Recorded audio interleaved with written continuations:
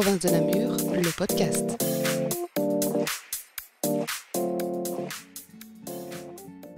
En marge de l'opération Place aux enfants qui se déroule le 16 octobre, c'est logiquement d'enfants dont il sera question aujourd'hui, avec un fil conducteur qui pourrait être Place aux enfants dans les musées. Et pour en parler avec nous, Giuseppe Di Stasio, qui est conservateur adjoint au musée provincial Félicien Rops. Alors, Giuseppe Di Stasio, on se dit parfois que Félicien Rops sont quand même des œuvres sulfureuses, parfois assez certaines terribles. Est-ce que les enfants, dans cet univers-là, ça peut matcher ? Eh bien, les enfants, ça peut effectivement matcher dans cet univers-là. Alors, il faut savoir qu'avant d'être l'artiste sulfureux que tout le monde connaît, Félicien Rops était avant tout un illustrateur, un caricaturiste, et il a mis, durant toute sa carrière, qui est quand même assez longue, un point d'honneur à faire des recherches très spécifiques dans les techniques, notamment en gravure, en dessin, ce qu'on appelle la pointe sèche. Il a aussi, comme il était un petit peu touche-à-tout, il a aussi travaillé sur la peinture en plein air, un petit peu en marge de ce que faisaient à l'époque les impressionnistes. Il a vraiment, vraiment tout le long de sa carrière fait cette recherche importante, tant en dessin qu'en thématique finalement. Et donc c'est ce côté touche-à-tout qu'on va aborder avec les enfants, mais les enfants à partir de quel âge ? Alors c'est une vaste question. Quand on regarde un petit peu ce qu'on fait notamment chez nos voisins français, je prends des exemples un petit peu connus du grand public, notamment le musée du Louvre. Ils ont développé depuis quelques années un parcours spécial bébé. Ah oui, si tôt. Donc si tôt. Il y a le musée d'art moderne de Paris qui a aussi embrayé le pas, qui font un parcours encore plus tôt. Ils font un parcours pour les 0 à 11 mois, donc avant que les bébés marchent finalement.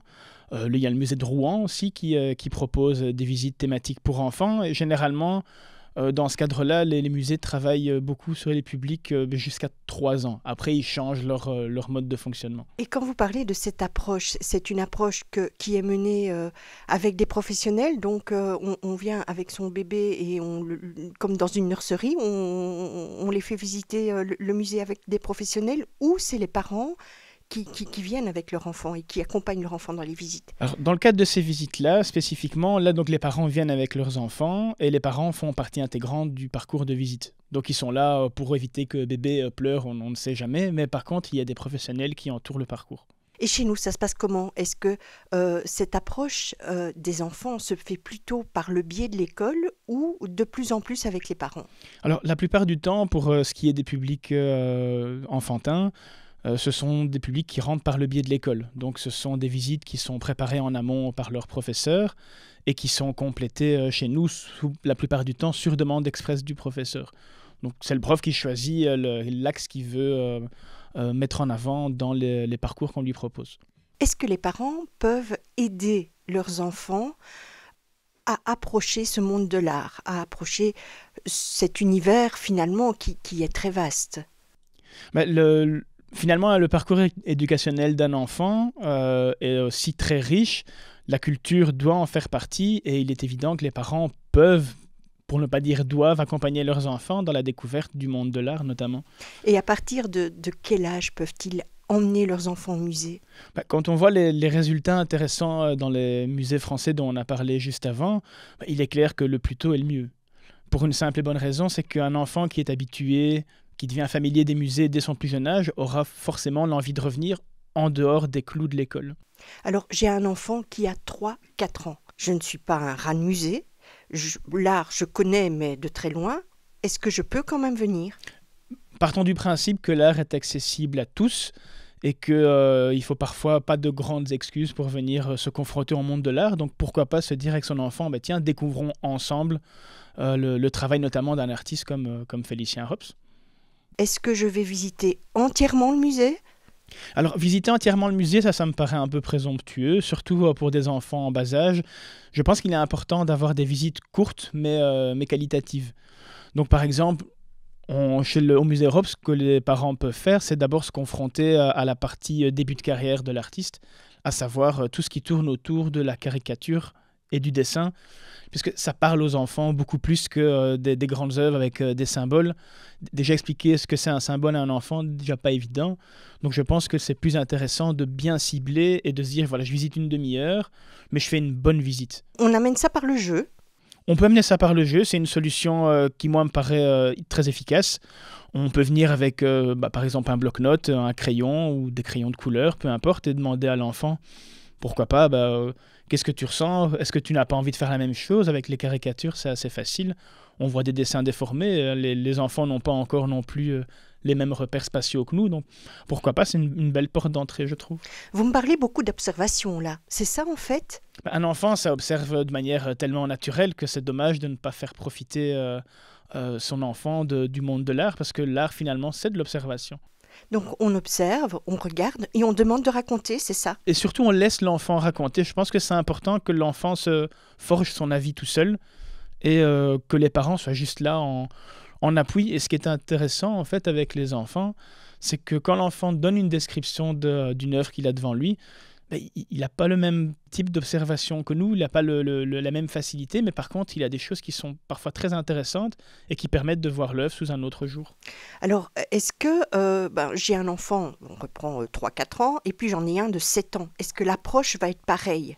L'approche sera sensiblement différente, c'est ça qui est aussi intéressant, c'est d'avoir finalement deux avis qui divergent un petit peu sur la même chose. C'est de là qu'on construit une réflexion, à mon sens, intéressante. Je ne dois pas faire de visites séparées. Non, c'est bien de garder tout le monde ensemble. De ne pas laisser le plus grand, par exemple, se perdre sans la surveillance des parents, parce que il pourrait tomber sur des choses qu'il ne comprend pas, et après c'est difficile d'expliquer ça à un enfant, alors que si on garde ses deux enfants près de soi, ou c'est 3, c'est 4, peu importe le nombre d'enfants qu'on a, ça permet d'avoir une discussion tous ensemble et c'est enrichissant pour la famille aussi. Alors, vous parlez d'expliquer. Est-ce que, justement, on ne connaît pas trop, expliquer, les enfants, ça pose beaucoup de questions. Est-ce que c'est pas un frein, ça, pour les parents? Ça pourrait être un frein pour les parents, notamment les parents qui ne sont pas familiers du monde muséal. Il n'empêche que observer une œuvre et décrire ce qu'on voit, c'est, me semble-t-il, à la portée de tout le monde. On n'est pas dans l'explication d'un mouvement de peinture, dans l'explication d'une théorie, il ne faut pas aller jusque-là. Je pense qu'il ne faut pas aller jusque-là avec des publics aussi jeunes. Peut-être juste leur donner des grandes lignes, mais pas rentrer dans les détails, parce que, de nouveau, le degré d'attention n'est pas le même en fonction de l'âge des enfants. Des enfants en bas âge, commencer à leur expliquer tiens, voilà, l'impressionnisme, il est né à ce moment-là, on voit tel et tel détail technique. Je ne pense pas que ce soit intéressant. Ce qui est intéressant, c'est de pouvoir s'émouvoir en observant, rêver, pourquoi pas, et encore mieux, susciter une vocation. Qu'est-ce qui va frapper les enfants? Je pense que ce qui va frapper les enfants, c'est le fait que le musée, finalement, est un lieu unique en soi, dans lequel on voit des choses qu'on ne voit pas tous les jours. Et c'est se confronter à justement ce caractère unique qui fait qu'on va vivre une expérience enrichissante. Alors, qu'est-ce que le professionnel et le monde professionnel peut faire pour aider les parents dans leur démarche? Il y a plusieurs solutions pour aider les parents. Ce qu'on a l'habitude de faire dans la plupart des institutions, et en particulier chez nous, c'est de développer des outils pédagogiques de type dossier ou fiche qui peuvent accompagner une visite avec à l'intérieur des petits jeux, ce qui permet de marquer des pauses entre les différentes stations devant une œuvre d'art. Et c'est des petits jeux, des outils qu'on peut utiliser à partir de n'importe quel âge, ou est-ce qu'il y a vraiment une fracture entre l'enfant qui ne lit pas encore et l'enfant qui a appris à lire? Parler de fracture serait un peu sévère, notamment dans le fait que dans certains livrets pédagogiques, on a des dessins à compléter. Maintenant, il est certain qu'au plus l'enfant avance dans son apprentissage scolaire, au plus il profitera évidemment de ce qu'on lui propose dans le musée. On le disait tout à l'heure, l'entrée dans le monde de l'art se fait souvent par l'école, et au Musée Rops, vous avez mis en place une animation spécifique pour les plus jeunes. Alors pour être exact, on a même plusieurs animations spécifiques où on essaye de se calquer sur d'abord les programmes scolaires, parce que c'est ce qui se fait dans la plupart des institutions muséales, que ce soit chez nous ou en France. Et on a essayé aussi d'avoir des animations spécifiques pour les maternelles et spécifiques pour les primaires. Alors, on commence par les plus jeunes, les maternelles. Qu'est-ce qu'on fait avec eux? Alors les maternelles, le plus intéressant, c'est d'avoir des visites multisensorielles. Donc, c'est-à-dire de leur faire découvrir par les sens les œuvres d'art qu'ils ont devant eux. On peut prendre un exemple tout simple. Pour ce qui est de la vue, on leur demande d'observer une caricature et de la décrire, mais comme eux la voient. Pas en attendant une description technique comme un adulte pourrait l'attendre ou comme un spécialiste pourrait l'attendre, mais simplement ce que l'enfant voit et ce que l'enfant ressent. Un autre exemple? Alors, un autre exemple, pour ce qui est de Louis, on leur propose une œuvre d'art. Je prends un exemple dans les nombreuses œuvres qu'il y a dans le musée Rops. Je prends le Bouge à matelot. Ben, on leur propose une bande sonore avec des bruits de cabaret, donc des verres qui se claquent, des gens qui parlent. Et on demande aux enfants de d'écrire et de réfléchir, tiens, est-ce que ce qui passe sur la bande sonore se ressent aussi dans le traitement de Félicien Rops sur cette œuvre d'art en particulier? Alors finalement, vu cet exemple au niveau auditif, on essaye finalement de rapprocher l'art de la vie quotidienne. Les enfants, ils ont besoin d'un ancrage dans leur vie quotidienne, sinon ça ne leur parle pas. L'art, ça reste quand même dans l'absolu abstrait pour eux. Si on leur demande de définir ce que c'est l'art, je ne suis pas certain qu'ils vont pouvoir répondre. Ou alors ils vont répondre ce qu'on leur répond à l'école, des grandes statues, des grandes peintures. Or, on sait que l'art, c'est bien plus riche que ça. Donc, c'est important qu'il y ait un ancrage dans leur vie de tous les jours. Et c'est possible pour toutes les œuvres? C'est possible pour toutes les œuvres. Même les œuvres un peu plus osées, on peut, de manière détournée, pénétrer dans l'œuvre et leur faire voir autrement et que les enfants oublient qu'ils ont un nu devant eux, par exemple. Mais il y a aussi certaines œuvres qui sont beaucoup plus abstraites. On peut aussi amener les enfants à faire réagir sur des œuvres comme ça? C'est peut-être même plus simple sur de l'art abstrait que sur de l'art figuratif. Parce que l'art abstrait permet un imaginaire beaucoup plus développé. Et je pense que leur montrer des choses abstraites, parfois, donne des résultats plus probants que du figuratif. Alors ces visites pour les maternelles, ça dure à peu près combien de temps cette animation finalement, puisque c'est ça? On essaye qu'il y ait une durée qui n'excède pas 50 minutes parce qu'au-delà c'est vraiment trop compliqué. Même une demi-heure c'est vraiment l'idéal. Qu'est-ce que l'enseignant doit faire pour pouvoir inscrire sa classe dans cette démarche? Avant tout, il doit préparer son sujet dans sa classe. Donc préparer les enfants au fait qu'ils vont aller dans un endroit qu'ils ne connaissent pas, dans un endroit où il y a des choses qu'ils ne verront pas ailleurs. Et après, pour les modalités pratiques, il suffit simplement de soit envoyer un mail au musée, soit de téléphoner et de demander un petit peu si par rapport au travail fait en classe, on peut leur proposer une animation qui va bien fonctionner dans leur travail de tous les jours. Alors, vous ouvrez sur les autres animations. Quelles sont-elles et pour quel public? Alors, on a des animations pour les publics primaires. Donc là, on a des visites aussi, des visites sensorielles, notamment une visite qui s'appelle Rops en plein air, qui ne se fait pas au musée Rops, qui se fait au château de Tauzé, mais qui leur permettent de comprendre, pourquoi à un moment donné, les peintres sont sortis pour peindre en extérieur et ont quitté le domaine feutré de l'atelier.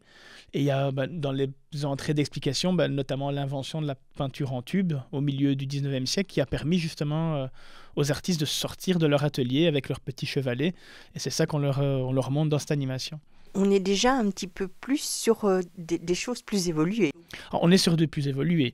C'est clair qu'une animation Rops en plein air avec des maternelles, ça peut être compliqué, mais pas impossible. On replace l'œuvre dans son contexte, on voyage à côté de l'œuvre finalement. C'est ça qu'on fait aussi. L'idée pour les enfants, c'est vraiment ça. C'est pas de rentrer de plein pied dans l'œuvre avec des détails techniques, des discours symboliques qui sont extrêmement complexes. On essaye vraiment de voyager un petit peu à côté et d'axer surtout sur les techniques. Puisque c'est beaucoup plus abordable les techniques finalement pour les enfants, que ce soit des enfants de maternelle ou de primaire, alors que pour des secondaires, on peut aller un peu plus dans le détail. On peut envisager de faire des stages sur ces techniques dès lors? Alors on peut envisager de faire des stages qui au musée Rops sont faits aussi en partenariat avec le MAN, avec le Delta.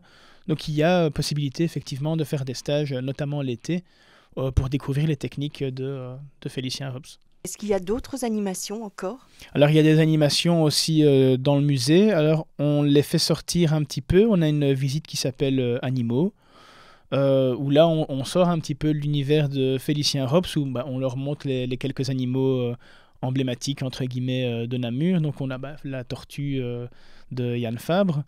On leur montre la statue abstraite de Félix Roulin, en leur demandant tiens, ça pourrait représenter quoi? Donc d'où l'intérêt d'avoir une porte d'entrée sur l'art abstrait.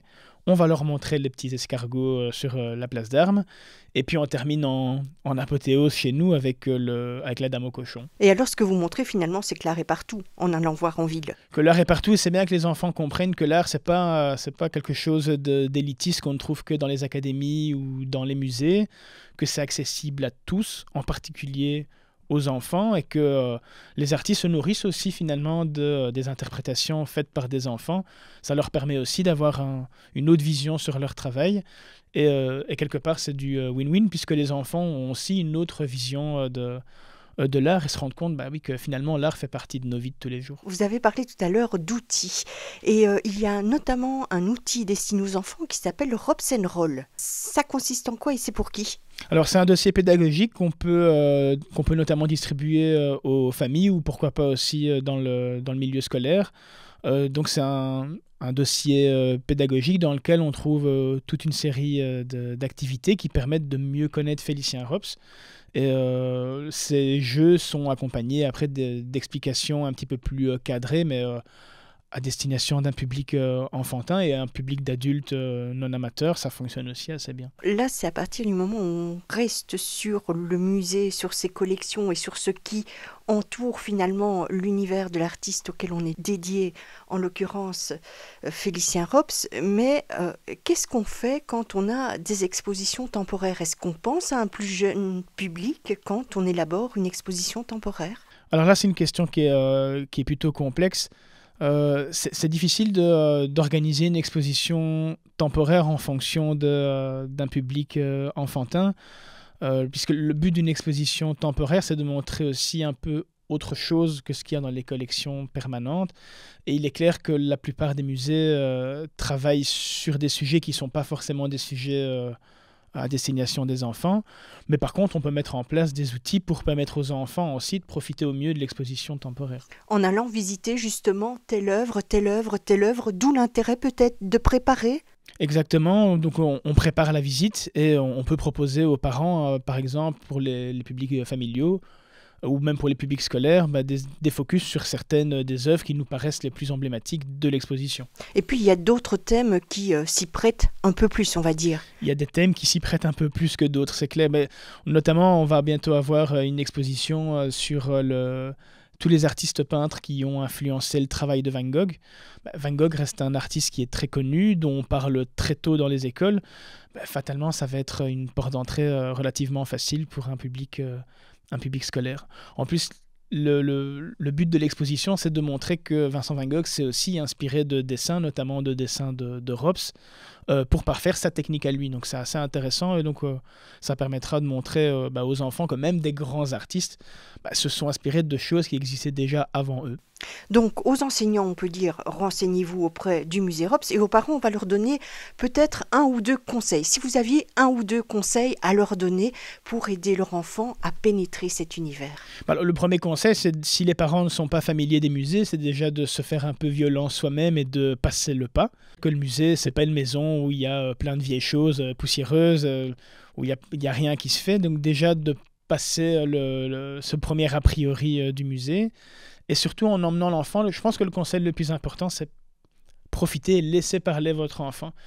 Accompagnez-le dans sa démarche de découverte, posez-lui des questions sans répondre pour pas trop le perturber et profitez de l'expérience aussi de l'enfant pour faire votre expérience à vous aussi.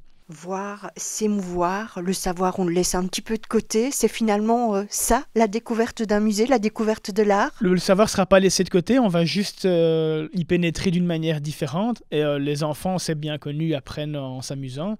Et donc, je pense que le savoir ne sera pas laissé de côté. Au contraire, ça va faire tout ce côté ludique, ce côté découvert, ce côté émotionnel, va faire que le savoir va s'imprimer tout seul. Et qui va permettre aussi à l'enfant de se construire. N'hésitez pas, emmenez votre enfant dans les musées.